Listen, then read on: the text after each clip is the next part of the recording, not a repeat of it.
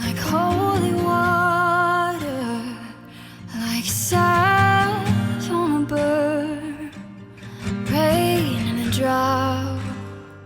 It's all over now.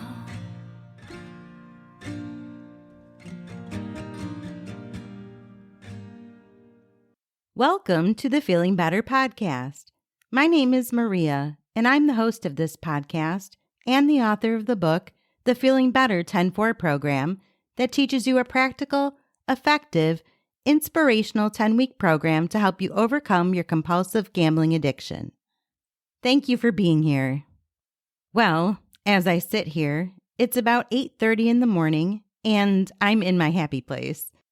As I write this, I'm sitting in front of a little campfire, drinking camp coffee, and sitting in a camp chair.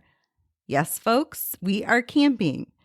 I absolutely love mornings at camp. My hubby prefers to sleep in on vacation, but I like getting up at the crack of dawn, building a nice toasty bonfire, and watching the world slowly wake up around me. Right now, we're so far back in the wilderness, it's crazy. Allow me to explain and stick with me while I tell the tale of our camping trip. I promise there's a lesson at the end that ties into the turmoil of gambling addiction. We are currently in the Upper Peninsula of Michigan.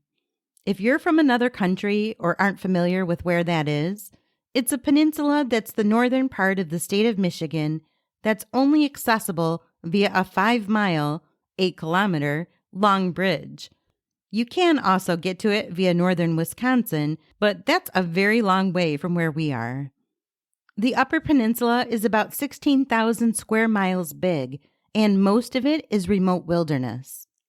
According to Wikipedia, the Upper Peninsula, or UP as we natives prefer to call it, has about 1,700 miles, or 2,700 kilometers, of gorgeous continuous shoreline with the Great Lakes. There are about 4,300 inland lakes and 12,000 miles, or 19,000 kilometers, of streams and rivers. The largest city within that 16,000 square miles of the entire Upper Peninsula contains a population of only about 20,000 people. Of course, there are some small towns sprinkled throughout, with many families, primarily Finnish, Swedish, Cornish, Italian, and French Canadian, having lived there for generations. But the vast majority of the Upper Peninsula is simply remote forest. Large swaths, miles and miles and miles of thick woods, with a river or creek or lake around every bend in the road, with most of the forest not even accessible by road. It's honestly one of the most remote areas of the continental United States, barring a few areas of the Pacific Northwest. My hubby and I have been camping up here for several years now.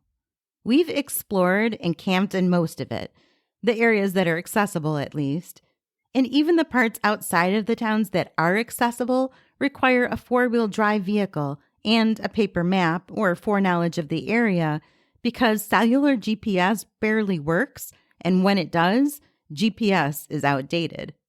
In one of our favorite areas to camp, a special, scenic, remote part of the Upper Peninsula that has great fishing and hiking, there are 2 campgrounds that we enjoy staying at. Both are rustic campgrounds, and that means the campground provides little plots of land for you to camp with your tent or RV, and a metal ring fire pit, and a picnic table. And that's it.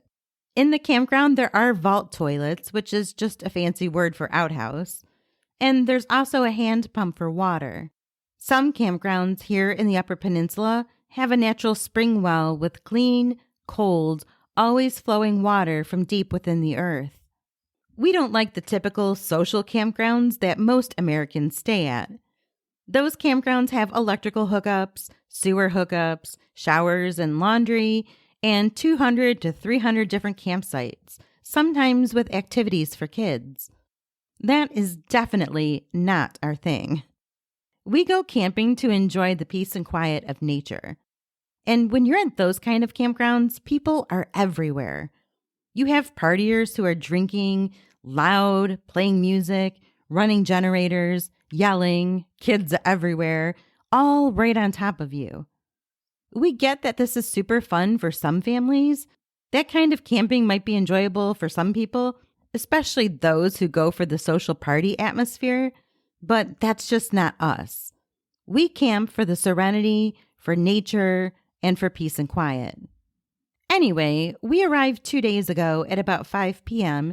and pulled into our favorite rustic campground that at most usually only has a few tent campers or maybe a smaller RV. There are only 10 sites total. But to our dismay, every single campsite but one had a tent or a camper. We knew what that meant. Even in the rustic campgrounds, when there are several people there, you inevitably have one jerk or group of jerks who have no respect for the fact that it's a rustic campground and people are there for the quiet nature around them. We've encountered that several times. They're just rude, inconsiderate, and ignorant. For example, one time years ago, we pulled into a rustic campground to find the entire place empty. That campground was a fairly large one compared to some of the other rustic ones. It's on a great fishing river and has 20 campsites. Again, no hookups or anything, just a vault outhouse bathroom and an artesian well. We were delighted that we had the whole campground to ourselves. We unpacked the car, put the tent up, built a fire, and started taking some food out to cook for our evening meal. Then we heard a vehicle pull in. We turned around to see a large suburban SUV pulling a good-sized trailer. It drove around the campground slowly, obviously looking for a spot to camp. And to our disbelief, the Suburban pulled into the campsite right next to us. Not 1 or 2 spots away, not on the other side of the campground, but right next to us. We watched as the engine shut off and the doors opened. And I'm not joking you, an entire army of children poured out. There was the father, the mother, who was pregnant, and 8 kids, and an older woman who was obviously a grandmother. And there was a dog. Immediately, the kids began running around, yelling and screaming and playing as kids do. The dog ran around with them, barking, and the mother was yelling at them as they began to unpack. My hubby and I just sat there, completely and utterly dumbfounded. Not one of those 3 adults had the thought that maybe this massive family of kids should camp in a spot a little bit away from the solitary couple who were staying in a tent. I mean, there was 0 sound barrier with our tent. They were literally 15 feet away in a campground that had 18 other spots spread across 30 acres. We thought about saying something, but what could we possibly say that they wouldn't already know? It was clear to us that they didn't care and that they didn't see any issue with what they'd done. The whole entire campground was empty, and yet they thought it was a grand idea to plunk down right next to us. My hubby and I have told this story before to family and friends, and some have said logically, well, maybe they were really social and they thought you might like some company or be enchanted by their children or enjoy seeing them playing or thought maybe you'd like to share a meal or something. Well, that's possibly true, but one should never make assumptions, right? I would never in a million years assume that somebody wants company, especially if I pulled up with a carload of 11 people and a dog. That was just bizarre to us and extremely frustrating. We tried to give subtle hints that we weren't happy, but in the end, they didn't get those hints, so we just broke camp and moved to the other side of the campground. Anyway, I got a bit off topic there. When my hubby and I pulled into the campground 2 days ago and found it almost full, my hubby said to me, "Oh no, this isn't good. We can't stay here. Remember the last time there were several people here and we thought it would be okay? But then there was that one camper that ran their generator all night and day, and that other group of guys that were all drunk and loud until 2 a.m. Remember that?" I did remember that. And I was more than a bit disappointed. I didn't want the annoyance of other potentially obnoxious campers nearby, but I knew what the alternative was. my hubby would insist that we disperse camp instead. What that means is pitching a tent in the middle of the forest. No campground, no campsite, no outhouse or water pump. You just find a small clearing in the woods or at the bank of a river and camp there. We've done that many times in the past. I've never regretted it, but this time around, we didn't bring our portable toilet. We had a small pop-up tent that we sometimes set up for toilet privacy when we dispersed camp that we did bring along, but we didn't actually bring the toilet with us. We both assumed we'd just be at the campground with an outhouse. Sometimes we use that pop-up tent for a solar shower on longer trips, and that's why we brought it with us this time around. We also did have plenty of water. I always fill up a giant portable water container before we leave home. And I always bring along toilet paper just in case. But I really had my heart set on staying at that campground.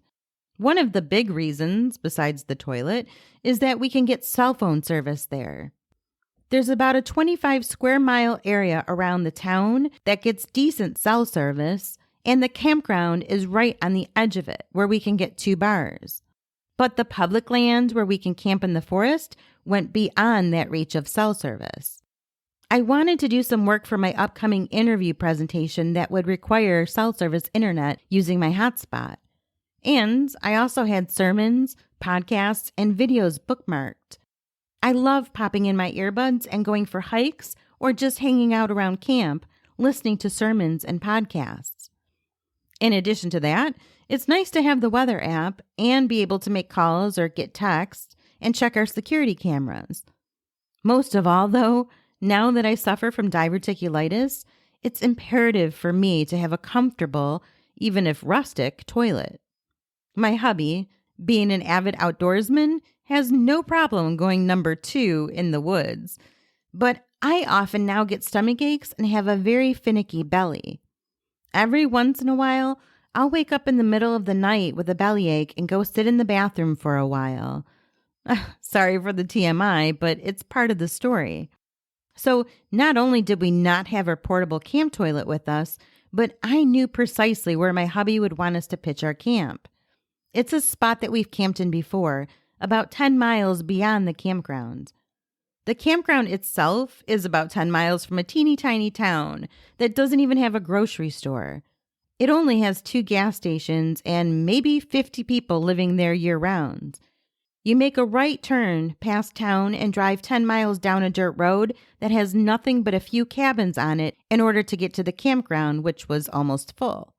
But in order to get to the camp spot on the river that he wanted, we had to drive another 6 or 7 miles past the campground, make a right-hand turn on a smaller dirt road, drive for 3 more miles, and then turn off on this really rugged, rutted 2-track that would honestly make most people turn around. It's uneven and rocky and precarious, and no average person would traverse it. But for those who have the guts to continue on it, you eventually come out at a gorgeous clearing right at the shore of a river. The river has lots of trout in it, and in all honesty, it's an absolute beautiful place to camp. Once or twice when we've gone there in the past, we've seen evidence of other people who have camped there, and on rare occasion, a couple of people have driven down there while we were camped in order to fish the river. But usually, we never encounter a single soul. It's extremely remote and doesn't even have a hint of cell service. I turned to my hubby and said, "Can we just try the other campground?" I knew there was one other in the area because we'd stayed in it before. But he said, "We've been driving for 4 hours, and that one's at least 20 miles away. What if we get there and it's full too? It's already getting late. Let's just stay here for the night and maybe we'll go check out the other one tomorrow." I sighed. I had been driving, as I usually do, so I reluctantly pulled out of the campground and continued on down the road to the camp spot several miles away down the road. When we pulled in, cautiously and slowly driving down the uneven rutted 2-track to the open clearing, I felt so disappointed. I'd been so excited to go camping, and yet I couldn't muster up any enthusiasm for this situation. You see, earlier in the day when I was running around packing things up and getting ready, my stomach felt kind of twingy. Now, anyone who suffers from diverticulitis knows that when your gut isn't happy, you're having a bit of a flare-up. It's a dull, achy pain in the lower left side of your abdomen, and things feel a little swollen and tender. I had been feeling that, and I've had it long enough now to know at this point that could mean trouble. If it got worse, I'd have bad nausea, vomiting, diarrhea, or other stomach issues. And I also knew that the diet we eat while we're camping isn't the greatest. Sure, my hubby usually catches fish that we cook up over an open fire for supper, along with potatoes and veggies and corn on the cob. But if he didn't catch any fish, then we'd have hamburgers or hot dogs, and we also had cold-cut lunch meat sandwiches for lunch. I packed some delectable baked goods for breakfast, as well as oatmeal, protein bars, and trail mix. None of that is easy to digest or soft foods that I should be eating during a flare-up. The timing was just bad, and now here we were in the middle of the forest with no toilet. Well, you know how I always say God provides?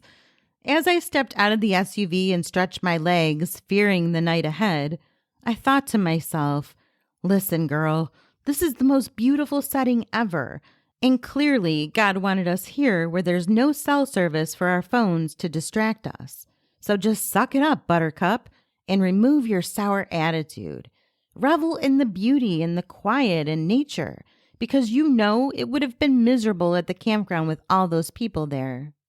And then, suddenly, I heard my hubby exclaim, "Hey, look! Someone left this big metal drum here." You know those big 55-gallon oil drums that people sometimes use for burning trash or whatever? It was similar to that, but half the size. "Don't you worry, my bougie princess. I'm going to make you a toilet fit for a queen," he said. I laughed at that. Bougie? I'm bougie because I don't want to crap in the woods? Ha! Wait till our friends hear that one. Indeed, that's what he did. He used that old barrel and fashioned me a crude toilet in our pop-up privacy tent. Then we put up our bigger sleeping tent and made a fire.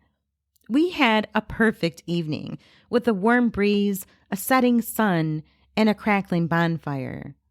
We ate a simple meal and sat around telling stories and talking, thoroughly enjoying each other's company. And late at night, when it was fully dark with hardly any moon, we walked out to the road and looked up at the stars. And if you haven't seen the stars in an area where there's no light pollution, it's something you have to see. It's incredible. We had our headlamps, but could barely see anything when we turned them off. Yet when we looked up at the night sky, we could see the spiral arm of the Milky Way, all dusty with stars and galaxies. There were so many stars, it made us feel so small, and God so big, and we stood there hugging each other, looking up in awe. It was stunning. We made a memory in that moment, gazing up, knowing that we might never see the sky like that again. It was a once-in-a-lifetime kind of sky. And when it was time for bed, with the bright stars twinkling overhead, we put all of the food and anything with a smell back into the SUV so that it didn't attract any bears. When we were snug inside the tent, with our 4-inch thick queen-size foam mattress all made up because, hey, we're old and we need cushion to sleep on, I made my hubby promise me that if I had to get up in the middle of the night to use the barrel, that he would get up with me.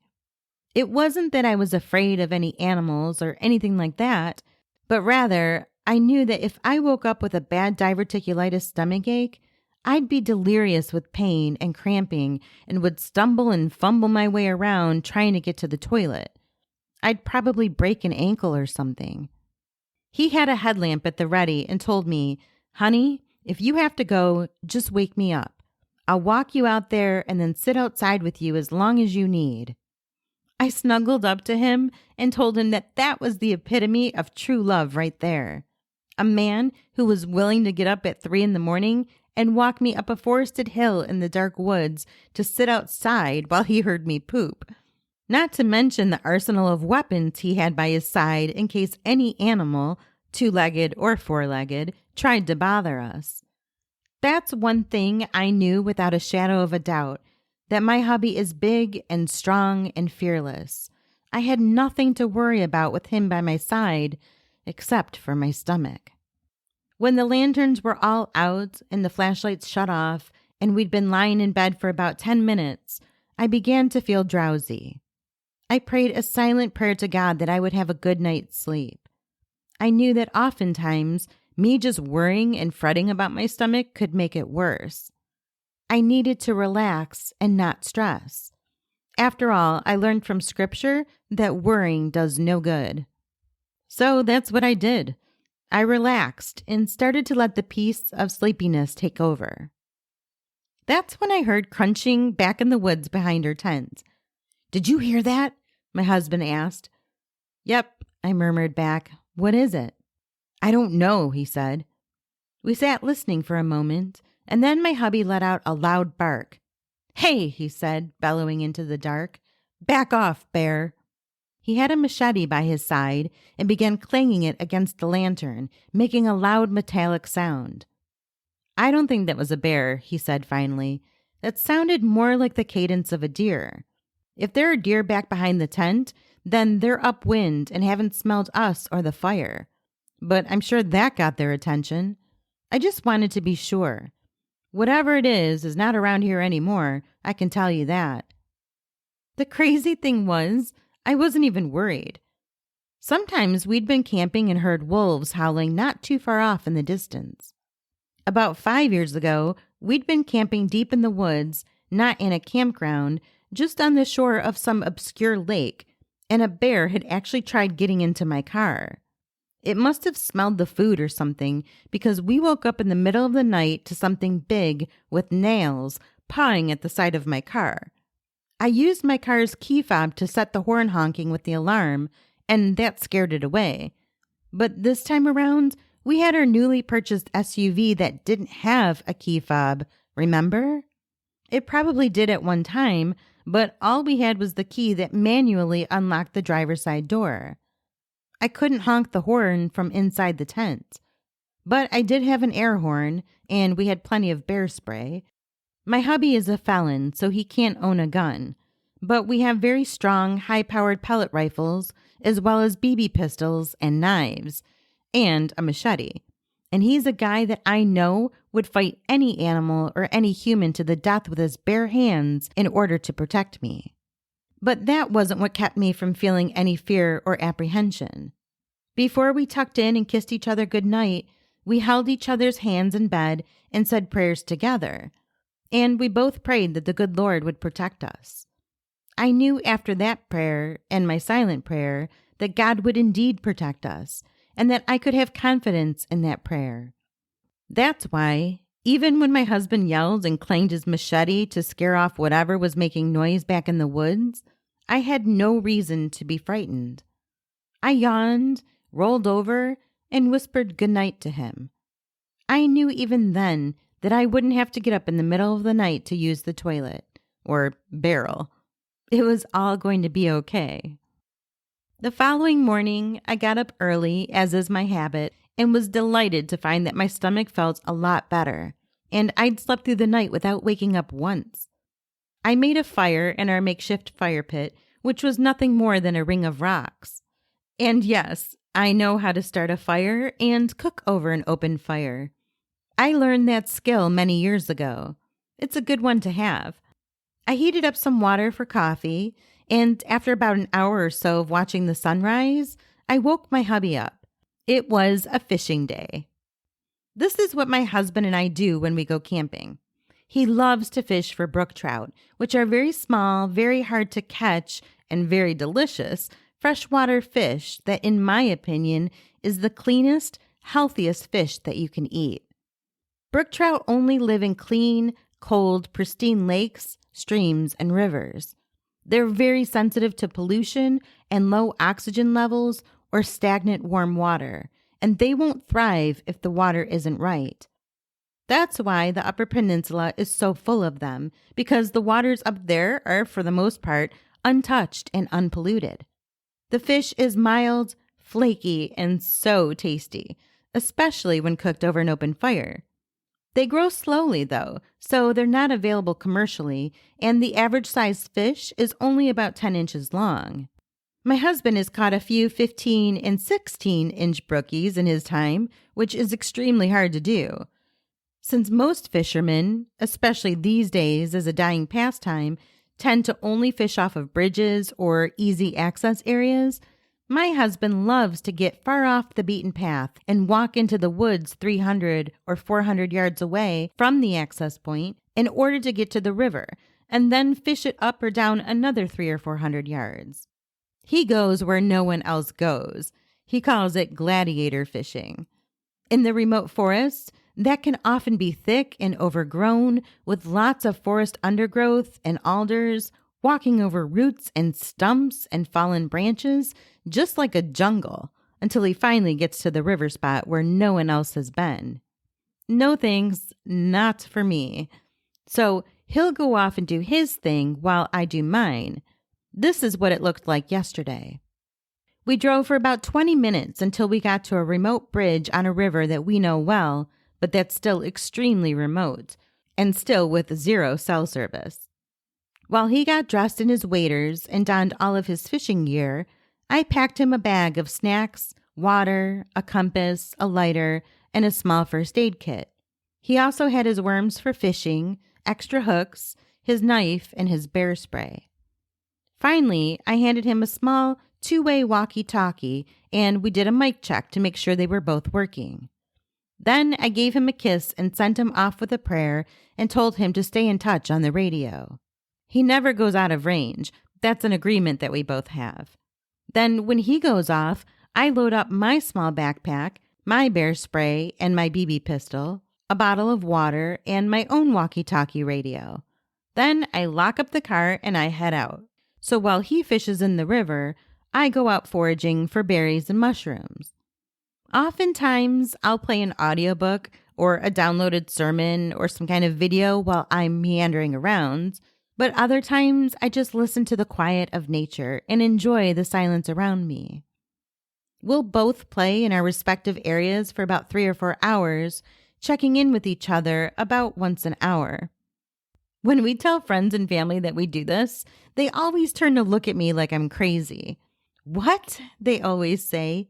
"Are you nuts? Out there in the wilderness all by yourself without even cell phone service?" And every time I just respond with a shrug. What's there to worry about? Black bears are typically very shy of humans. If I see one, I know what to do. There's an estimated 12,000 black bears in Michigan, and I've only ever seen a bear once while camping. I've seen them a few times around the area that we live in, but there's enough forest space for them in the UP that they usually stay away from humans. Same thing with wolves or coyotes. And there usually isn't a human being around for miles. On the very rare occasion when I do come across another human being, it's usually a couple driving around in their side-by-side, or another fisherman looking for a spot to throw his line in. My hubby is very strong, very athletic, and very agile. And if I even give the slightest hint over the walkie-talkie that I need help or I feel threatened, he'd be up out of that river and running over to me within minutes. I've said it dozens of times before.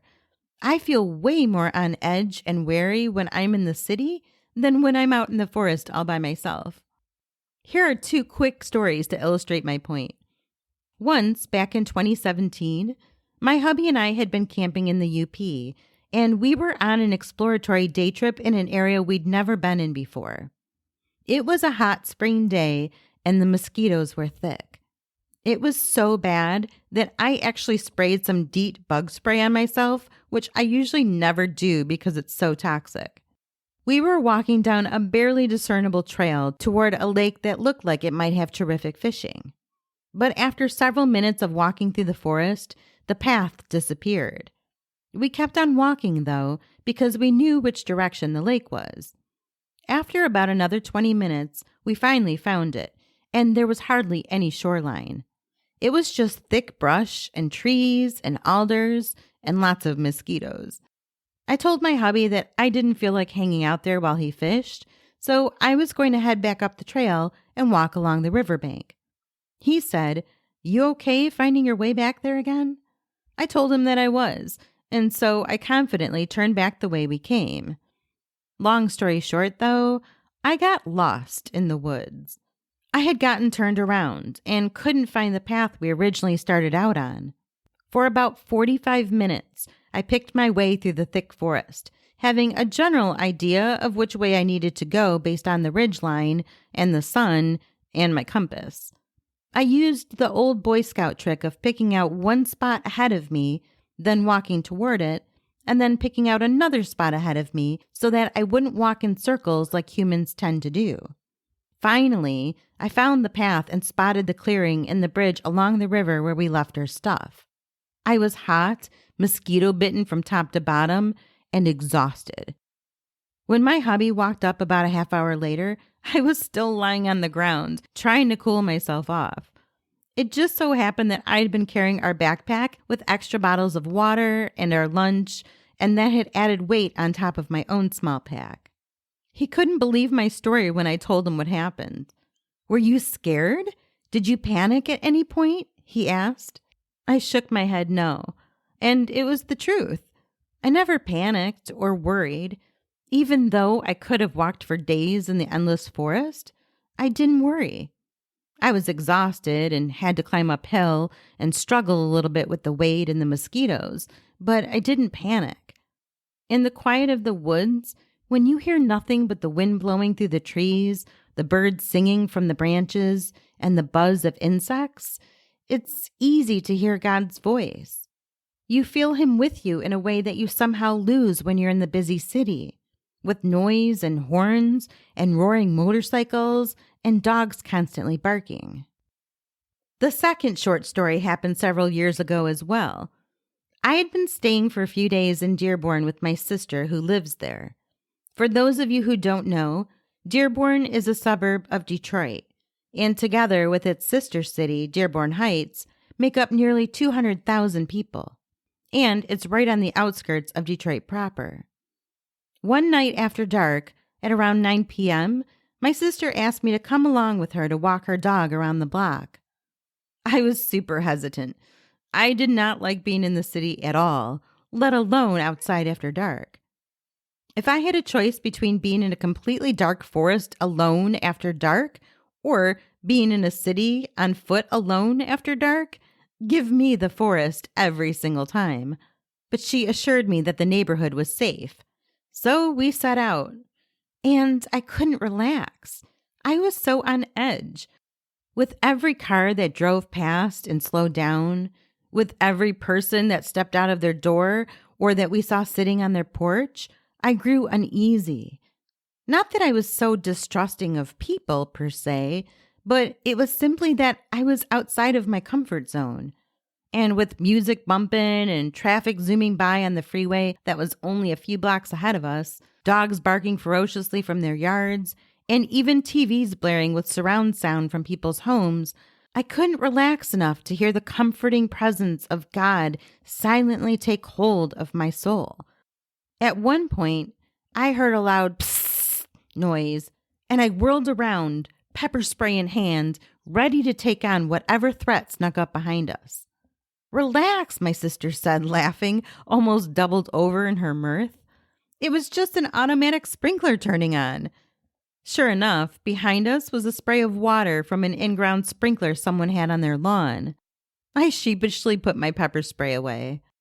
How do you even walk by yourself for hours in the remote forest of the middle of nowhere without cell service, but you get spooked and whip out your pepper spray for a sprinkler? My sister asked, still laughing, wiping tears from her eyes. I shrugged. No idea, but I'll tell you what, I can hear my thoughts better out there, that's for sure. Today, as I write this portion, it's Sunday. My hubby and I decided today that we'd just chillax and enjoy the Sabbath. He's been in the river that runs along the campsite within earshot of me, just lazily throwing his line in, looking for those big brookies. And I've been sitting here at the fire for hours, reading my Bible. Do you know how long it's been since I had the time and the peace in my life to sit and read my Bible for nearly 5 hours straight? Because there's no cell service, I'm not getting distracted by calls or texts or alerts or the urge to check my emails. I have no chores to do, no responsibilities at the moment, nothing pressing on my conscience other than the interview I have at the end of the week. And I made the decision just to give that to God. Because if I can't even add an hour to my life by worrying, as Scripture tells us, then what makes me think I can change the outcome of that interview by worrying? I'll do my best to prepare for it, and if it's God's will, then He'll bless me with it. If not, then the job was not for me, and I have to trust in that. It's as simple as that. In fact, I've had that attitude this entire camping trip, since the minute I stepped out of our SUV. I finally let go of all my worries. Stomachache without a proper toilet? A bear walking into our camp? The cats and chickens we left at home in care of our neighbors? Someone trying to get a hold of us when we don't have cell service? I know some of you probably think this is all nuts, that there's no way you could ever do that, ever let go completely, ever be that far out in nature or in the woods or in the remote areas without a person around for miles. But I'm telling you, you've never, ever experienced that kind of beauty and peace and freedom that our good Lord can provide when you disconnect from everything. Once again, for the second time this summer, God completely removed my worry. And both times occurred when I gave myself permission to get outside as much as I could and read my Bible outdoors. The first time was when I started the routine of sitting outside every morning and reading my Bible. And now again, the second time, when I didn't force my hubby to take that only open spot in the campground, or insist we stay in a cabin somewhere, or drive way out of our way to find a better campground that had a toilet or cell service. I remember that feeling stepping outside our vehicle when we pulled up to the camp spot, apprehensive about my stomach, and disappointed because we'd be camping in a place that I knew had zero cell service. But God knew that was precisely what I needed. How many of you, my dear listeners, spend so much time being connected, being distracted by noise, or worrying about all the little things that you miss out on the blessing of peace? I'm sure some of you are thinking, yeah, but I'm a city girl, or I'm a guy that doesn't like bugs. I can't live out in the country or go camping in the wilderness. That's not what I'm saying. You don't have to go to that extreme to find the kind of worry-free peace that I'm talking about. I'm talking about nature that makes you smile, experiencing quiet beauty that takes your breath away, or causes you to breathe deeply because you have no other choice but to breathe that fresh air deeply. Do you have a park nearby your home? Maybe some trails or some kind of scenic recreation area? Do me a favor. I am giving you all an assignment this week. Make some time to go there this week or Labor Day weekend. It doesn't have to be far. In fact, the closer the better, because maybe perhaps then you'll make a habit out of it. If you honestly don't have a place like that and you live in the middle of a big city, then plan yourself a day trip. You deserve it. After all you've been through, give yourself this gift. You don't need to make it expensive. Just pack yourself a lunch and bring your Bible and plenty of water or something to drink and set out early in the morning. Play music if you want on the ride there, but once you get there, put your phone on airplane mode.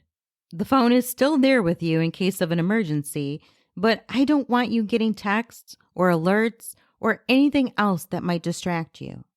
Wherever you are or choose to go, spend several hours there. I want you to spend enough time that you relax, and I mean truly relax.